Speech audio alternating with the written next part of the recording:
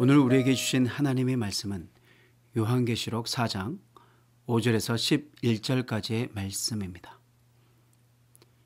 보좌로부터 번개와 음성과 우레소리가 나고 보좌 앞에 켠 등불 7이 있으니 이는 하나님의 7 영이라.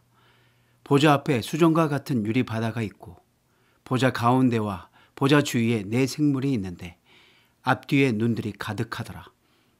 그 첫째 생물은 사자 같고 그 둘째 생물은 송아지 같고 그 셋째 생물은 얼굴이 사람 같고 그 넷째 생물은 날아가는 독수리 같은데 4 생물은 각각 6 날개를 가졌고 그 안과 주위에는 눈들이 가득하더라.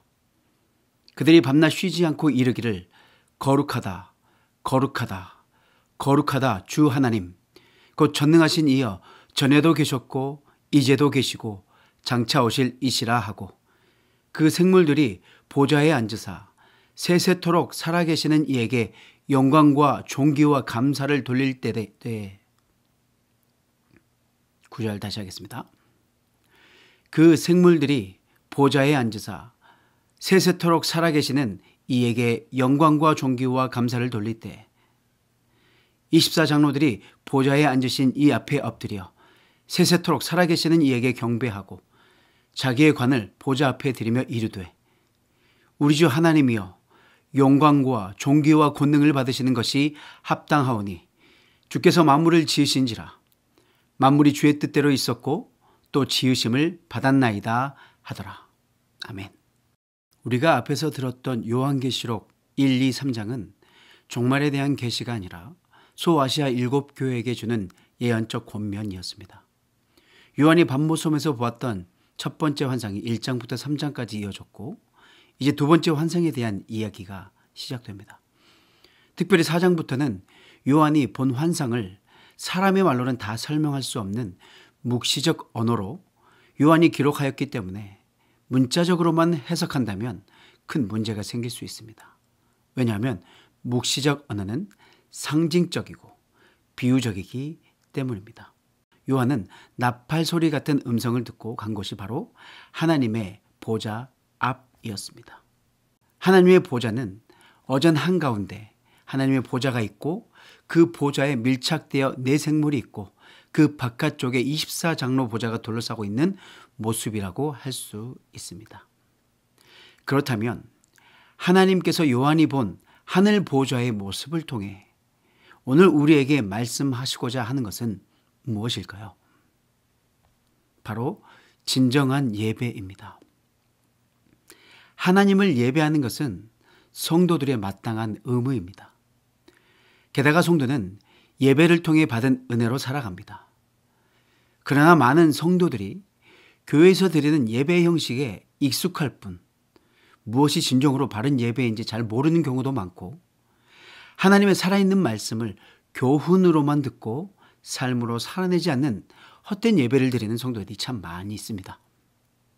오늘 본문은 천상의 예배를 통해 이 땅을 살아가고 있는 우리가 어떻게 하나님을 예배해야 하는지를 가르쳐주고 있습니다.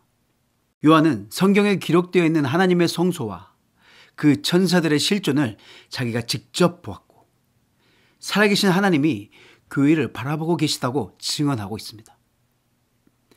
이스라엘 백성들이 시내산에서 여전히 죄를 범하며 불평불만으로 가득했었지만 그들을 만나주시고 당신의 백성으로 삼아주셨고 바벨론의 포로로 끌려가 절망 가운데 있었던 에스겔을 만나주셨던 그 하나님이 또한 우리를 붙들어 주시고 만나주실 것을 기대하며 믿으며 예배해야 합니다. 그리고 그 하나님이 여전히 우리를 주목하고 바라보고 계심을 믿으며 우리는 신앙생활을 해야 합니다. 하나님께 예배드리는 시간을 우리는 하나님을 만나는 시간이라고 말을 합니다. 물론 하나님은 우리와 늘 함께 하시기에 언제든 하나님을 만날 수 있지만 하나님께 예배드리는 시간은 하나님과 만나는 특별한 시간이라고 할 수 있습니다. 하나님을 예배하기 위해서는 하나님이 계신 곳으로 나아가야 합니다. 요한이 보았던 하나님이 계신 그 보좌 앞으로 나아가야 합니다. 그 보좌 앞에 나아갈 때 그곳에서부터 나오는 번개와 음성, 우레소리와 같은 소리가 나오는데 이는 하나님의 영광과 위엄과 권능을 나타냅니다. 우리가 매주 드려지는 예배, 하나님 앞에 나아가는 그 자리는 하나님의 영광과 위엄과 권능이 있는 자리입니다. 그런데 많은 이들이 예배의 자리에 나올 때 그 하나님 앞에서 두렵고 떨리는 마음으로 기도하며 나아가지 않고 오랜만에 만난 분들과 대화하다가 시간이 되면 일어서서 나는 하나님을 예배하는 찬양을 하고 있습니다. 하나님을 기대하며 두렵고 떨리는 마음으로 예배의 자리가 나아가는 것이 아니라 습관적으로 드려지는 예배, 감격과 은혜가 사라져버린 예배가 되지 않았는지, 다른 곳에서 하나님의 은혜를 찾으려고 하고 있지는 않은지 깊이 생각해 보아야 할 것입니다. 사랑하는 양림교회 성도님들은 예배의 자리에 나아갈 때 먼저 하나님이 어떤 분인지, 어떤 역사를 이루셨는지, 그분의 영광과 권능과 은혜와 사랑이 얼마나 놀라운지를 생각하고 감격함으로 찬양하며 참된 예배를 올려드리는 성도님들 되시기를 간절히 바랍니다. 여러분, 예배의 본질이 무엇인지 아십니까? 예배의 본질은 예배자가 예배의 대상이신 하나님을 인정하고 그분께 복종하는 것입니다. 오늘 본문 9절 말씀에 보면 내 생물은 밤낮 쉬지 않고 하나님께 찬양으로 영광과 존귀와 감사를 올립니다. 그때마다 보좌에 둘러앉은 24장로가 왕이신 하나님의 다스리심을 인정한다는 의미에서 자신이 쓰고 있던 관을 벗어 하나님께 드립니다. 이는 구약과 신약을 아우르는 모든 성도가 하나님의 통치하심에 대한 절대적인 복종을 표현하는 것입니다. 그들은 하나님이 창조주이시기에 자신들의 생명이 하나님의 뜻 안에 있고 하나님께 영광과 존귀와 권능을 돌릴 때 자신들의 삶에 온전한 의미가 있음을 고백하며 찬양합니다. 그리고 11절의 24장로는 하나님을 주로 고백합니다. 하나님이 자신의 주인임을 고백한 것이죠. 우리는 타성에 젖어 예배의 본질을 놓칠 때가 참 많이 있습니다. 예배의 대상에 집중하기보다 문제 해결하는 것이 급하고 하나님의 어떤 분인지를 깨닫기보다는 내가 구하는 바가 이루어지는 것이 중요하고 하나님만이 주인 되심이 아니라 여전히 그 보좌에 우리가 앉아서 우리가 주인 노릇 하려고 하는 모습들이 얼마나 많이 있는지 모릅니다. 요한은 성령에 감동되어 하나님 보좌까지 이끌려 올라갔습니다. 그가 그곳에서 본 것은 보좌에 앉으신 하나님, 그분을 찬양하는 네 생물과 24장로입니다. 그들은 하나님만 예배하며 하나님이 주인이심을 찬양했습니다. 사랑하는 성도 여러분, 오늘 이 말씀을 통해 우리는 하늘에서 펼쳐지는 완전한 예배를 보았습니다. 하나님의 주권과 거룩함을 고백하며 모든 피조물이 그분께 경배하는 모습을 보았습니다. 우리는 이 하늘의 예배를 본받아 이 땅에서 참된 예배를 회복해야 할 것입니다. 형식적으로 드려졌던 예배에서 벗어나 우리의 삶 속에서 매일의 순간 하나님께 영광을 돌리는 예배자들이 되어야 합니다.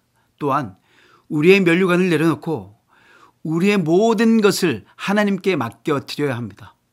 하나님만이 우리의 경배를 받으시기에 합당하신 분임을 기억하며 우리의 모든 삶을 하나님께 올려드시기를 간절히 바랍니다. 또한 하나님의 주권을 인정하며 우리의 삶 속에서 그분의 영광만을 높이며 살아가는 저와 여러분이 되시기를 소망합니다.